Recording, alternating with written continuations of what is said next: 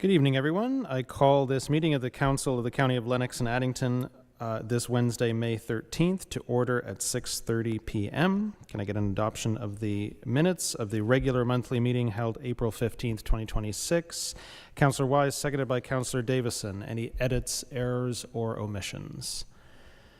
Seeing none, I'll call the question. All those in favor?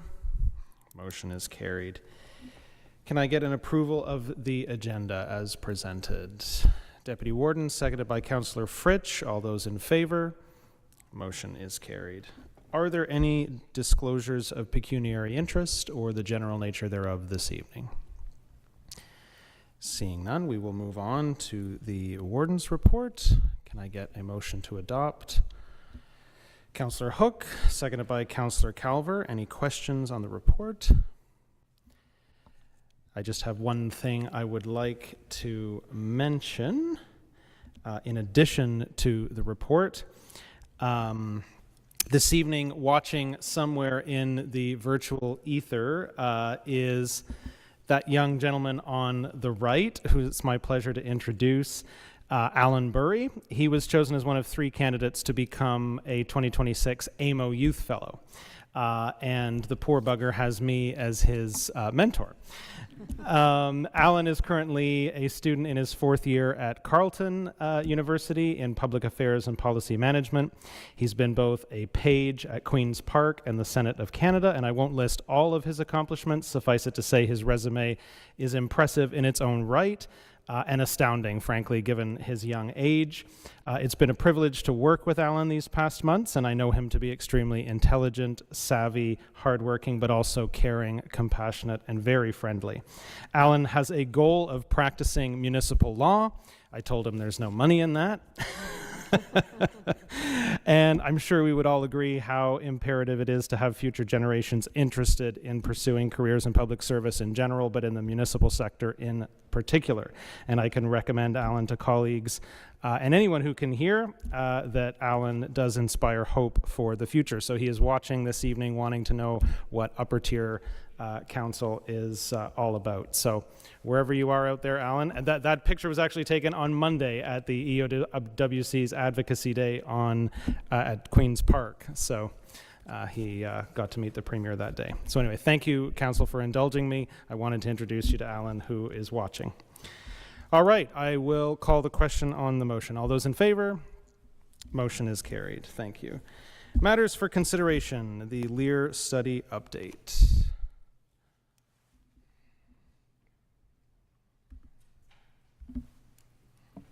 Thank you so much.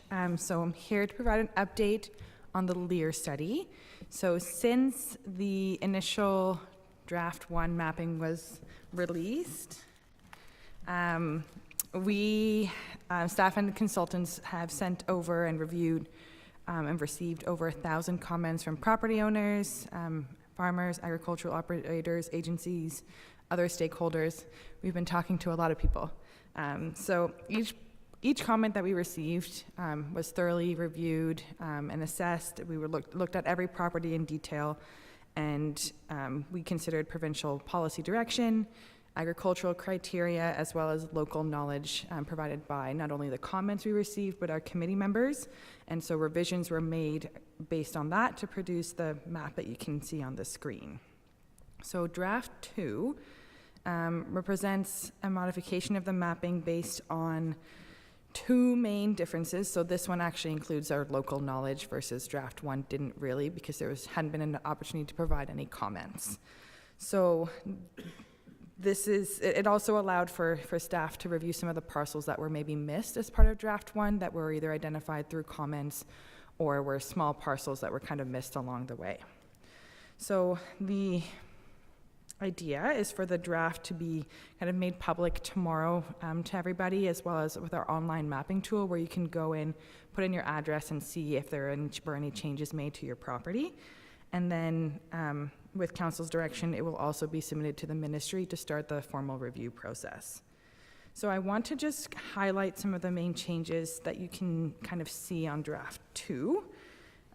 So some big numbers coming your way, but there's approximately 25 26,000 hectares of land that's currently designated as prime agriculture in the county. So that can be represented on this map as the blue hatching on this map. So approximately it's like 16% of all of the land within the county, not including lands within Addington Highlands Township.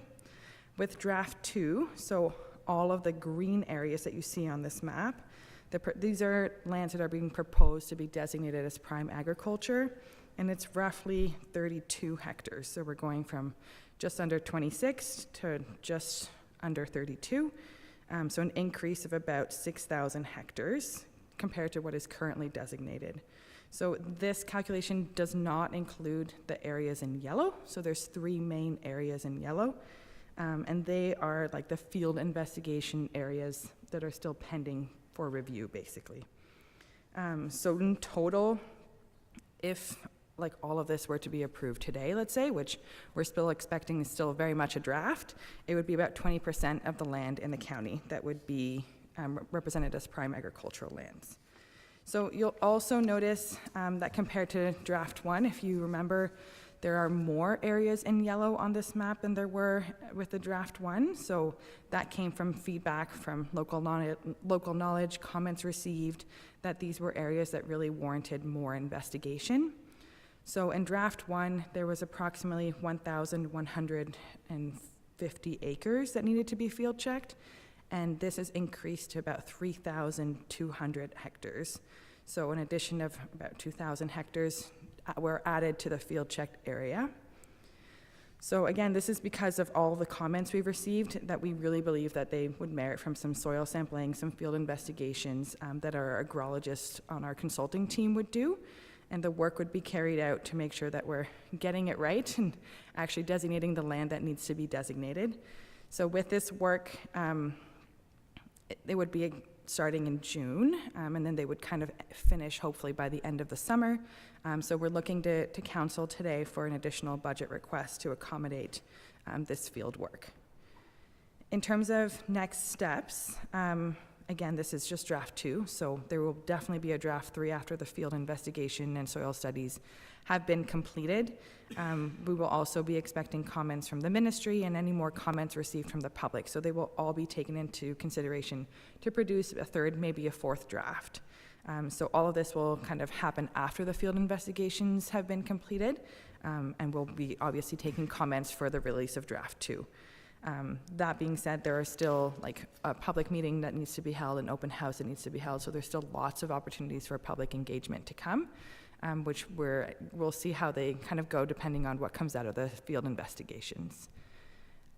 That is kind of my update, but I'm happy to answer any questions that council may have. Thank you, Ms. Gelati. Questions from council? Councilor Calver. Thank you, through your word. So you said your people can go on the web and see whether changes have been made. Are you doing any mail-outs to people, or are you just relying on them to go on the internet and look and figure this out for themselves? Yeah, through you, we're going to be sending out an email to everybody that we have their email address from. So anybody who sent me an email, was at the open house, or communicated with us in any way will be notified via email. We're not going to be sending letters in the mail to all property owners anymore. Okay, so if you missed it all and you didn't get your email address, you're just going to find out when it happens, sort of thing. Through you, so there will be another kind of notice that goes out in the newspaper and like things like that as well. That will probably happen with draft 3, okay. So it won't happen with draft 2. No, excellent. And yeah, you did mention there's going to be, at least another 2 or a couple more drafts anyways before this is all final. Excellent, thank you. Other members? Councilor Wise. Yes, thank you, Warden. Anna, were most of the comments you received from people with lands that they felt were not prime ag, or did you also receive comments from people who thought that some prime ag had been missed, or how did that break down? Yeah, through you. It was pretty evenly mixed, I would say. We got a lot of comments from people who didn't want their lands to be prime agriculture because of X, Y, and Z, and for various different reasons, some more valid than others. And then we also heard from a lot of people who were potentially being removed from the designation that really wanted to remain prime agriculture because of X, Y, and Z. So it was really like all over the place. I wouldn't say there was more on one side than the other. That's interesting. My sort of impression from social media was that it was mostly people who suddenly found out that they were at risk of not being able to sever land on what had been rural zoned. So it's interesting that there was concern to maintain prime ag designation. Was this a larger number of sort of on-the-ground field checks than you anticipated? Is that why the budget request is before us? Yeah, it is. We were expecting kind of one area to investigate, not three. But because of all the comments that came back and some of the, like we've looked at some of the well records and floodplain mapping and things like that to kind of help with that analysis, but it really would merit for somebody to go out there and actually look at the soil. We're getting in the same area opinions and comments that are differentiating. For example, someone will say the soil depth is not very deep here and it floods and it's horrible, and the neighbor will say this is the best land ever, I can farm it. And so it's kind of hard to kind of contest those or rely on those comments when they're so opposing. So that's kind of why we're looking to do some field investigations with our consultant. Thank you. Thanks very much. Others? Very well. We do have a recommendation to receive the report, to endorse the next steps, proceed with sending the draft mapping and policies to MAAH, and to approve the budget increase. Council's wishes. Councillor Calver? Motion to receive and adopt the recommendation, seconded by Councillor Wise. Any further discussion? Call the question. All those in favor? Motion is carried. Thank you, Mr. Laddie. All right, 2026 AMO conference delegations. I'll turn to the CAO. It's that time of year again where we talk about do we want to do delegations at AMO. There have been years where we have not done delegations and some years where we've done it. So the one recommendation coming forward from staff is to talk with Ministry of Municipal Affairs and Housing about the amount of funding or the lack of funding that we get for social housing and homelessness.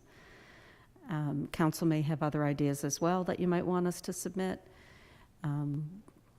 We would just like to hear from you and whether you want to do a delegation on that topic or any other topic. So, I'll open the floor. Councillor Calver.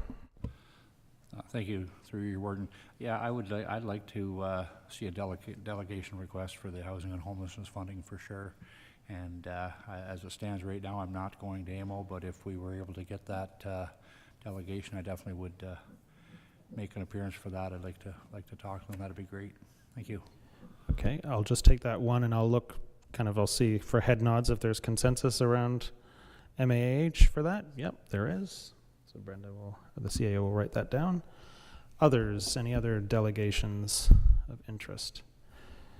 Councillor Hook. Not a delegation per se, but I'm hoping there would be discussion there, mainly through AMO, as far as the affordability. And there was an article on CBC on April 6th regarding the $4 billion shortfall on infrastructure on smaller municipalities. And in this particular article, they considered a small municipality such as Oshawa and Whitby. So we would be all small, and I think Addington Highlands might even be microscopic.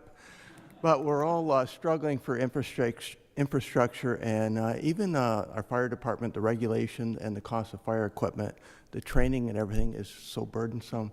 So I'm hoping AMO will bring that forward at some point. I don't think it's something our county could bring forward on its own.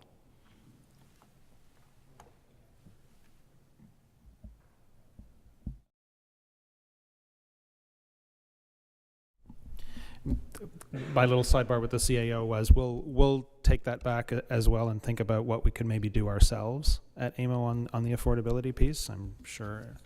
make it as a delegation. Yeah, as a delegation. I'm not sure how we. If that's council's appetite, we're still going to need a motion for whatever number of delegations we do and what topics, so.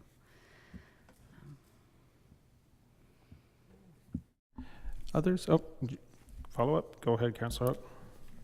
So you need a motion for that, so I would make that motion.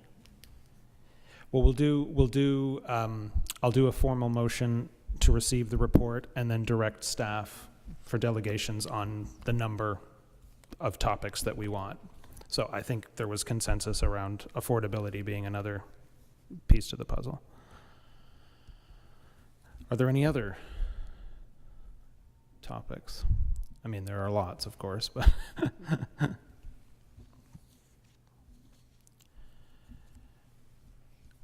okay, then essentially I would seek a motion from council to note and receive the CAO's report and direct staff to pursue delegations at AMO related to housing and homelessness and affordability. Councillor Wise, seconded by Deputy Warden. Any further discussion? Call the question. All those in favor? Motion is carried. Thank you, Council. And item number 3, rules of procedure, and I'll turn to our clerk. Thank you, Mr. Warden. This is generally brought to council at least once per term of office, the rules of procedure. So we've outlined a number of changes that staff are suggesting in the report, and I'm happy to go through any of those with you. We're looking tonight for any other feedback from council on other changes they would like. And then if we get all of that tonight, then we will bring a bylaw forward at the next meeting. But there is not a rush. If council decides they have other things they'd like to have changed or added, we can look into it and bring it back at a meeting after that. But I'd be pleased to answer any questions council may have. Council, questions on the updates to our rules of procedure? Deputy Warden. Thank you. Through you, just a question for clarification. On page 1, I guess it is, of the document under item C, it has that alternates it's listing where their alternates are limited to be able to attend in meetings, and it has special committee meetings. Does that include budget meetings, or are budgets meetings separate from that? Through you, Mr. Warden, yes, they can attend budget meetings. So it would be a committee like the Economic Development Coalition or PELIS committee. They cannot attend. Thank you. Other members?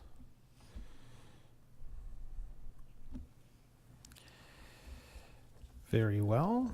There is a recommendation in the report. Councillor Fritsch? I'll move the recommendation. Move the recommendation, seconded by Councillor Davison. Any further discussion?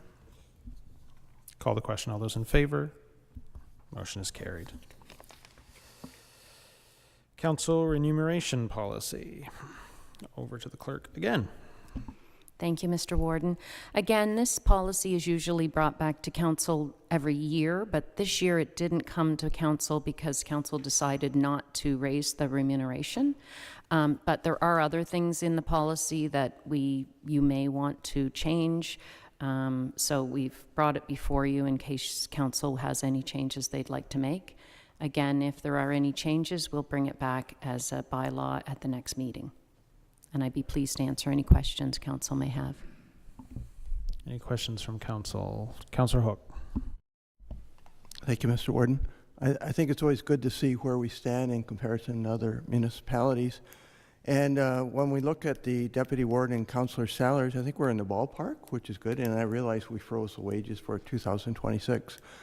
But the one that really stuck out to me is the remuneration for our ward mayor, which we are at the bottom of the list. And I know we can't do anything this year, but I'm hoping that next term of council we can address that so that we're not at the bottom. When we look at your report of duties, we know you're a busy man, and I'm sure all our wardens are busy, and we should address that maybe so that we're not at the bottom anymore. Duly noted. Thank you, Councillor Hook. Other comments? Yep.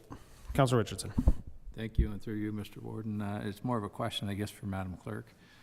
With respect to the daily allowances and the receipts, is it a big deal to hang on to all these receipts? It's sort of split about 50-50 as I go through the list as to some organizations need receipts, some organizations don't need receipts, and in my past life, I know we went from a period where we didn't need receipts to being able to claim just the per diem per day. So I guess my question to you is does it make your life a whole lot easier, a little bit easier, or any easier by having to file paper receipts that we submit for meal claims, etc.? Through you, Mr. Warden, I may look to our treasurer to see if there's any implications about receipts. Through you, Mr. Warden. Personally, we do like to keep the copies of the receipts just to make sure the expenses are allowed, meaning like alcohol is a big one. And we do scan all our documents, so we don't have really paper files. They're all electronically filed and kept for that record, and the auditors do randomly check. Just for clarification, for those that may be watching, we do not reimburse for alcohol. Councillor Richardson. Thank you, Mr. Warden. Okay, no, that's fine. I know it's a bit of a mixed bag out there with different municipalities. I mean, in a perfect world, it's always nicer to have a paper receipt to see exactly how things are being spent.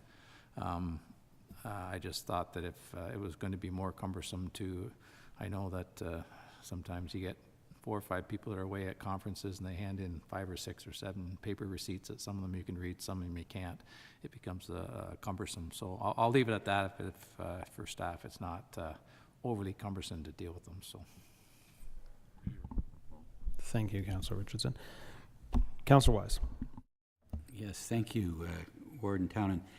So mileage rates, they seem reasonable up until about a month and a half ago. I'm wondering if maybe, Mark, you've heard any discussion among your peers speculating on how long this extreme fuel price is going to continue, and if it did, would that change the mileage rates? Through you, Mr. Warden. I haven't heard anything if anyone is changing. We do follow the CRA rates, which if we go above that rate, it would be a taxable benefit. So that's why we adhere to those rates, and we do follow that every year. Thank you. Others? Very well. There is a recommendation. Oh. And just a note and receive then. Yeah, yeah. So we'll just note and receive since there wasn't any major additional directions. So Councillor Calver, seconded by Deputy Warden. All those in favor? Motion is carried. Item number 5, Naturally LNA Activation Program.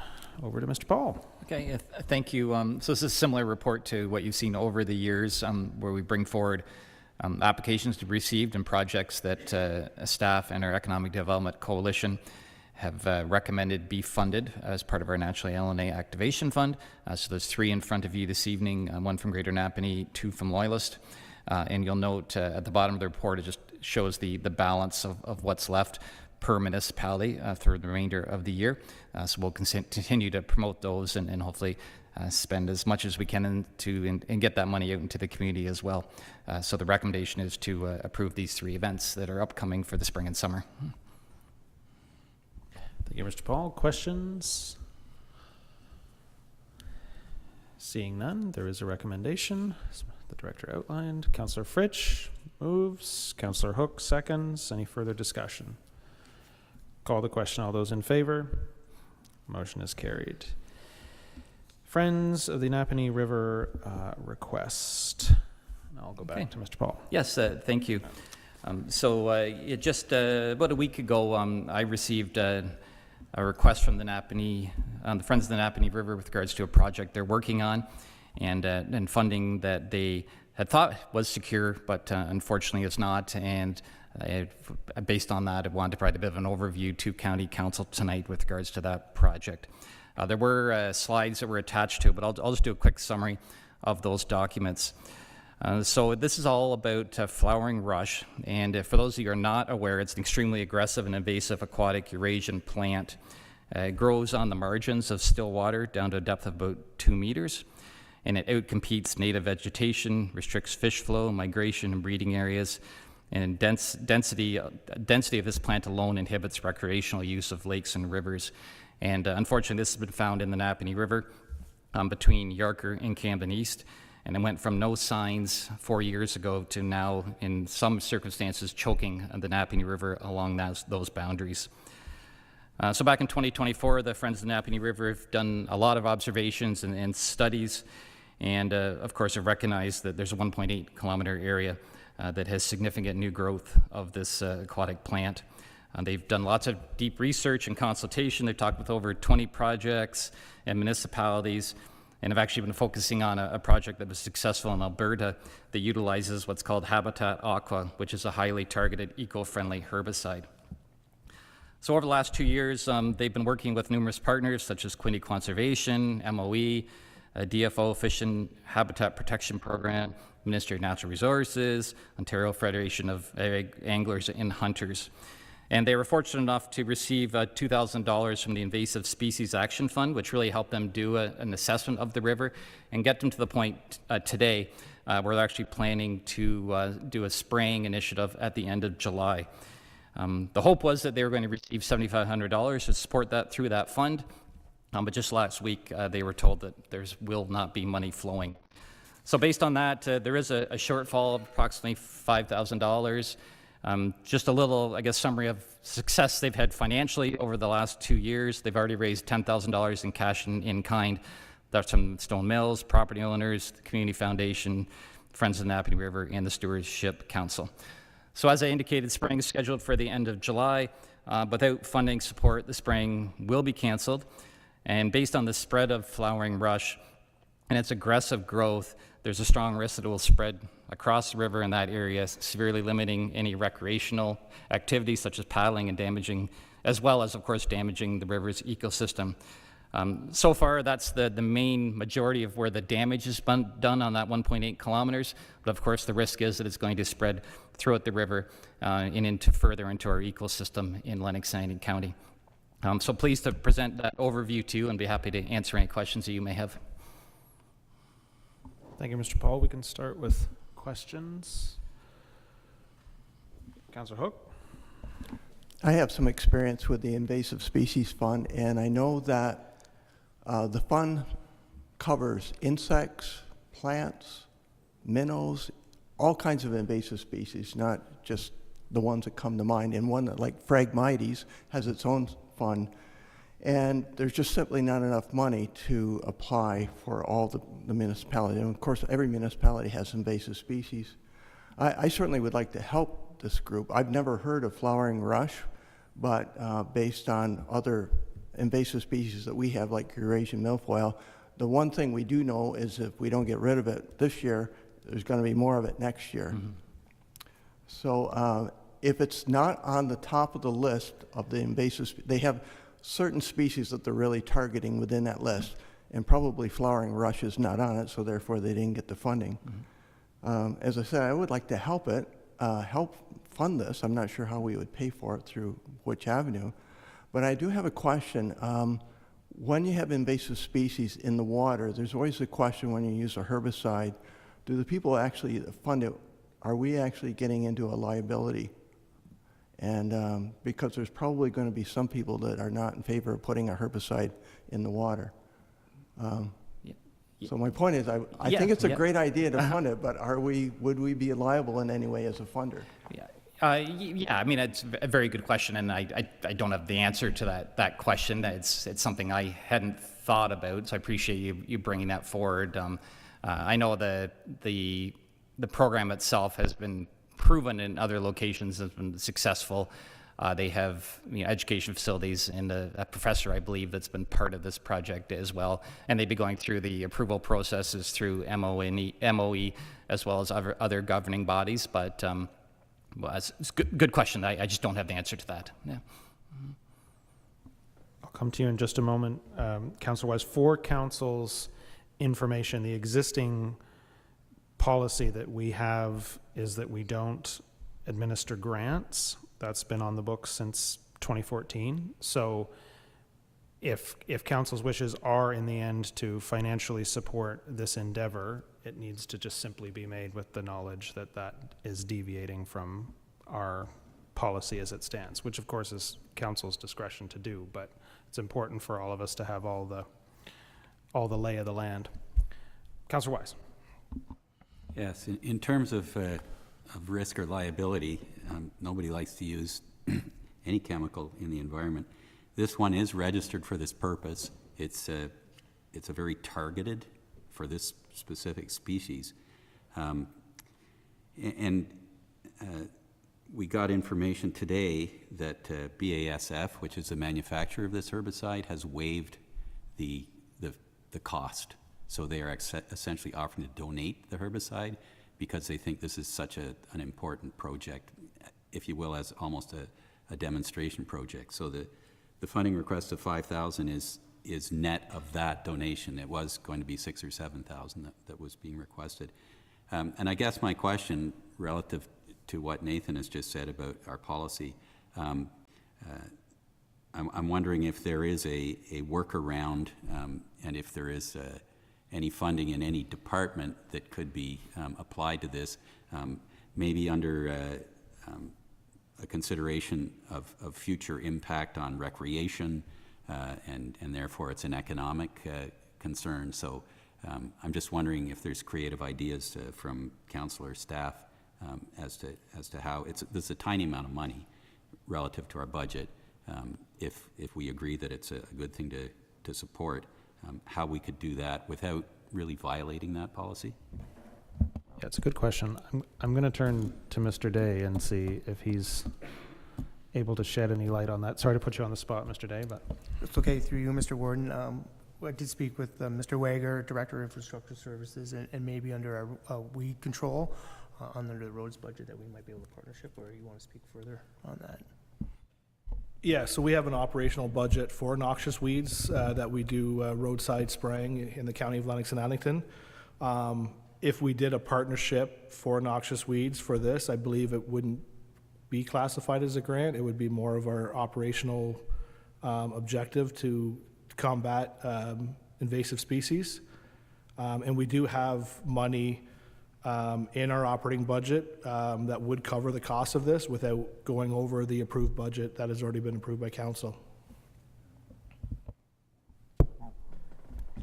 Well, that's a helpful idea.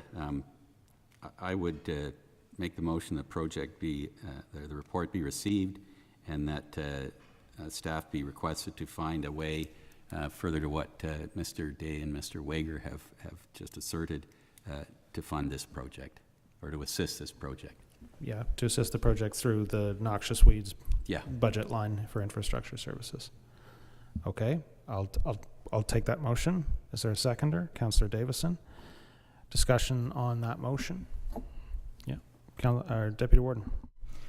I just have another question. This is one river that has been reviewed.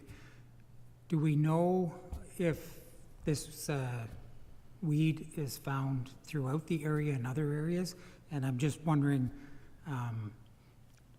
everything else that's been fought, whether it's a beetle or the Phragmites or any other invasive species, we fight it for a long time and then basically end up saying we give because it's everywhere now. Does this look like it's taking that route, or is it still very localized? It's still very localized right now. The Friends of the Napanee River have actually done a full assessment of the Napanee River right out to the mouth of the river where it meets with the Bay of Quinte. And luckily at this point in time, it's been fairly limited, except for this stretch between Yarker and Camden East. And I think that speaks to the importance of mitigating that now, so it doesn't end up right across our river and beyond that as well. Any other points of discussion for the motion? Then I'll call the question. All those in favor? Motion is carried. Number 7, Yarker Childcare expansion. Ms. Kent. Thank you, through you, Mr. Warden. So this report is just an update regarding the expansion project in Yarker. In November of 2025, Council approved in principle to move forward with the expansion once we deemed it was feasible and viable. And so this report is just sharing the results of that feasibility study and the costs that have been estimated for it. And so staff are looking for Council's approval to move forward with the project. I'm happy to answer any questions you may have. Any questions for Ms. Kent on the report? What are council's wishes? Councillor Davison? Move the proposal. Receive and adopt. Move the recommendation. Is there a seconder? Councillor Fritsch. Discussion on the motion. Councillor Calvert? No. All those in favor then? Motion is carried. Okay, Advisory Committee reports. Accessibility Advisory Committee. Any questions on that report? Can I get a motion to receive it? Councillor Hook, seconded by Deputy Warden. All those in favor? Motion is carried. And the compliance report, I'll turn to Ms. Malcolm. Thank you. Through you, Mr. Warden. So the admission and discharge rate is presented with 15 residents moving in the month of April, and we had 8 residents who discharged. We are starting to ramp back up again on our reliance of agency RPNs, RPNs and RNs. This is largely due to vacation time, although we did just do some recent hires, so maybe that'll tip the scales again. You just never know. We did have ministry in for a compliance inspection. They were in to do a complaint inspection, a resident fall, and a resident or staff to resident abuse. They reviewed medication management, prevention of abuse and neglect, and falls, and they found no findings. They were in for 3 days. They did tell us that typically there is now 1 inspector for every 2 homes, and so we can expect to see them at least every month coming into our homes. So we look forward to that. The quality indicators that I am sharing with you, I have told you previously that we are struggling with trying to assess our data now that we've switched to InterRye, but we do really want to access information because we need to be able to respond in real time.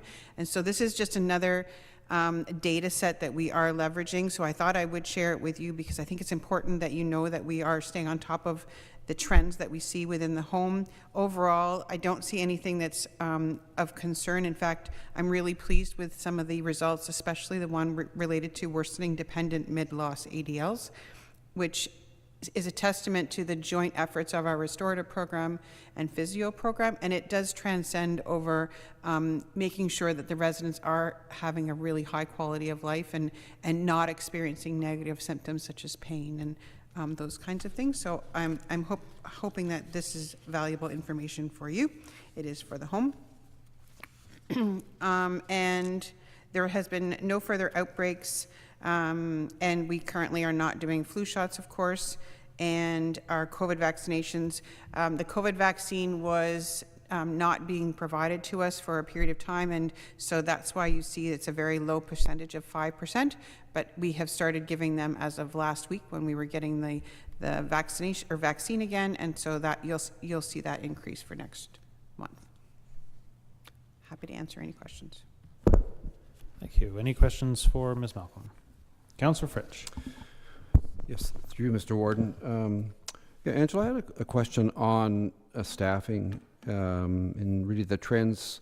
If you compared last year to how this year is trending, the actual, the reliance on agency staff, how is that trending? Is it up, down, the same? Yeah, Whereabouts are you at? Sorry, through you, Mr. Warden, I would say that it is a constantly moving target. It honestly depends on the vacation volume, if we have staff incidents, if there's staff injuries, staff health issues. So it is just a constant moving target. Okay, I realize you have lots of challenges there with that, so thank you. Other questions for Ms. Malcolm? Can I get a motion to note and receive the report? Councillor Wise, seconded by Councillor Richardson. All those in favor? Motion is carried. Activity reports, admin service. Through you, Mr. Chair. Just a couple things to highlight. One, I had the pleasure of speaking at the OSIM conference on behalf of CAMA, and draw your attention to the new guide that we've developed for leading effective council meetings. The push from CAMA is to improve the level of civility and good debate and healthy democracy that takes place in council chambers. And just a thank you I want to note from United Way, the county received the Flagstone Achievement Award for the 2025 staff campaign. So I want to thank Carolyn Harvey, Michelle Hickey-Clark, Jana Kent, Pam Kent, and Tracy McKenzie. Happy to answer any questions council might have. Any questions for the CAO? Deputy Warden. No questions, just a comment. Is it in order here? Yep, that's Just in I order. wanted to say we were both the county and CAMA was well represented at OSIM. I was there and took in the presentation. It was well done, and a topic that I heard at, I believe, everything that I went to there. There were comments, and the incivility is a concern throughout the whole organization. So it was very timely as well. Thank you. Thank you. Any others? Seeing none, we'll move on to financial services. Mr. Day. Through you, Mr. Warden, I have nothing further to highlight, but I'd be happy to answer any questions that council may have. Any questions for Mr. Day? Social services, Ms. Kent. Thank you. Through you, Mr. Warden. I have nothing to highlight as well, but happy to answer any questions. Any questions for social services at this time? Seeing none. Oh, sorry. Go ahead, Councillor Wise. Well, I knew I had something and I had failed to jot it down. This is the IRCA property, Pam. So did we have a plan B if we didn't get that financial support? I mean, obviously the renovations have to happen. I don't remember if that was in the budget or... Yes, thank you. Through you, Mr. Warden. Yes, we had we have reserve funds in housing that we were going to use, but we also have provincial funding that we get access to annually through our COCHI OFI, which are acronyms for those. But and so we will apply funds through those provincial funds where possible to avoid using the reserves. Thank you. Any others? Okay, community and development services. Mr. Okay, Paul. thank you. Just a couple things to highlight. We've had a successful couple of weeks at the museum from a funding standpoint. So we've received word that we've been successful for $41,000, and that'll help us with the phase 2 of our collection inventory and our storage reorganization upstairs at the museum. That's coming from the Canadian Heritage Museum Assistance Program. And then also we're funded for 3 summer students throughout the summertime that'll help with programming in the McPherson House as well. On the economic development side, today was actually our annual tourism bus tour that Rob Plumley puts together. So we had 32 business owners on a bus that visited 9 locations across the county. And it's always really a hit for those business owners so that they can understand some of the assets and products and really neat things that we have here in Lennox and Addington County, and they can share that with visitors to their stores or restaurants. It does so well that we're almost thinking we should actually create a little pilot project of a tour of Lennox and Addington County to some of our visitors. So we'll stand by with regards to that. I think Rob's got something going there. Yeah. And then I'm going to be attending the CanSec conference. That's in Ottawa at the end of this month, and that's a leading defense, security, and emerging technology event. And it's going to be in partnership with Ontario East Economic Development, and just looking at new sectors where growth is anticipated to happen, which is certainly the defense sector, and want to try to get a better understanding of what that sector looks like and how we can offer up opportunities to invest here in Lennox and Addington County. I'd be happy to answer any questions. Yeah, the Warden's Caucus is very onto that. Yes, onto yes, that yeah, as I well. heard that as well, correct. Everybody knows there's money for defense these days. Questions for Mr. Paul? Very well, moving on. Long-term care. I don't have anything to add, but happy to answer any questions. Any questions for Ms. Malcolm? Emergency Services, the chief is not in his chair, so I'll turn to the CAO if there's any questions.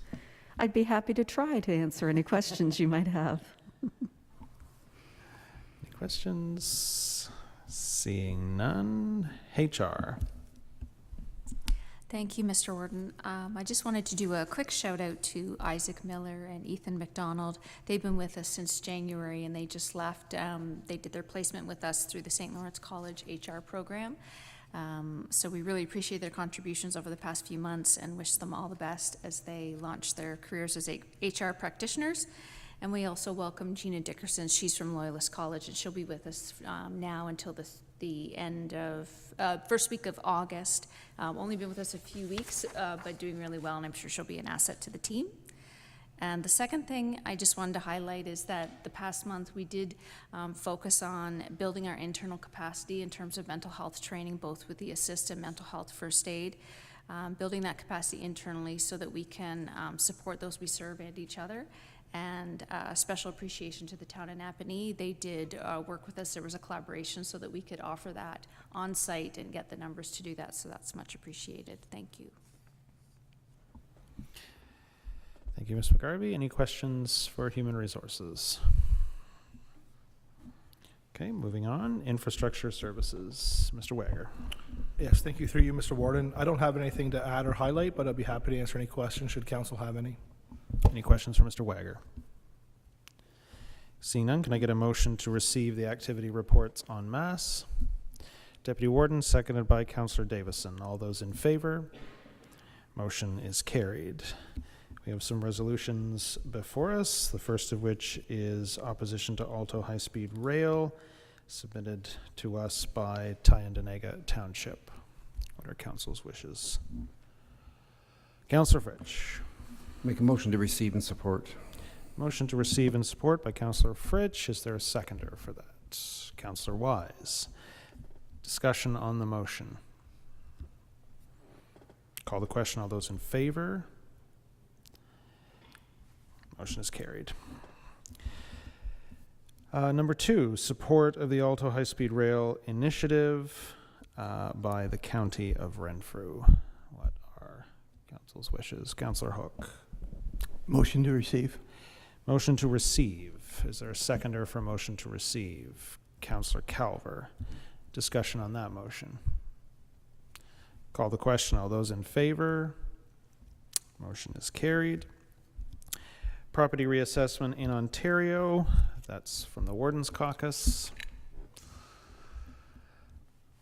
Our Deputy Warden Hagedorn. Move to receive and support. Move to receive and support. Is there a seconder for that? Councillor Wise. Any discussion? All I will say on that, having just been through an advocacy day at Queen's Park, and I don't want to sound like I'm being critical. It's more a statement of fact. There's a lack of education on how property taxes actually work, and I'm not convinced that everyone in the government understands how they work, and therefore the concerns around doing a reassessment. Anyway, there's work to be done there. I would say, in educating the public about what it actually means, and I think the government has a lot of concerns, understandably so, around affordability and everything else, but not all of those concerns line up with how property taxes are actually calculated. All right, call the question. All those in favor? Motion is carried. Matters for information, stormwater fees. Ontario 511. Can I just get a motion to receive those for information? Councillor Calver, seconded by Councillor Davison. All those in favor? Motion is carried. We're now to other business. Are there any statements by members this evening? Any notices of motion? Any matters of urgency? Then we do have a recommendation to go into close pursuant to Section 239(2) of the Municipal Act 2001 as amended. And this part of the meeting will be closed to the public in order to adopt closed session minutes and to consider a proposed or pending acquisition of land by the municipality, and also discussions about an identifiable individual. Can I get a motion to that effect to go into close? Councillor Calver, seconded by Councillor Davison. All those in favor? Motion is carried. We will go into closed.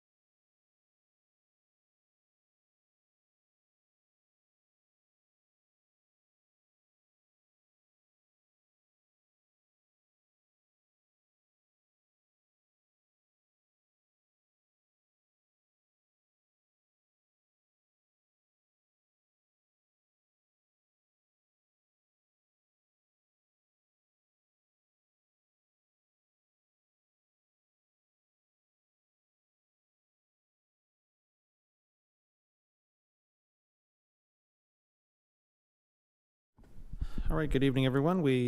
Council has returned from closed session. I can report that in closed session, County Council approved minutes from the February 25th, 2026 closed session meeting and received a report on a potential property purchase, as well as a verbal report on a matter regarding an identifiable individual. Can I get a motion to the effect that staff proceed as directed in closed session? Councillor Davison, seconded by Deputy Warden. All those in favor? Motion is carried. Can I get a confirmation of proceedings? 3 readings. Councillor Fritsch, seconded by Councillor Wise. All those in favor? Motion is carried. And can I get a motion to adjourn? Deputy Warden, seconded by Councillor Richardson. All those in favor? Motion is carried. We are adjourned at 8:01.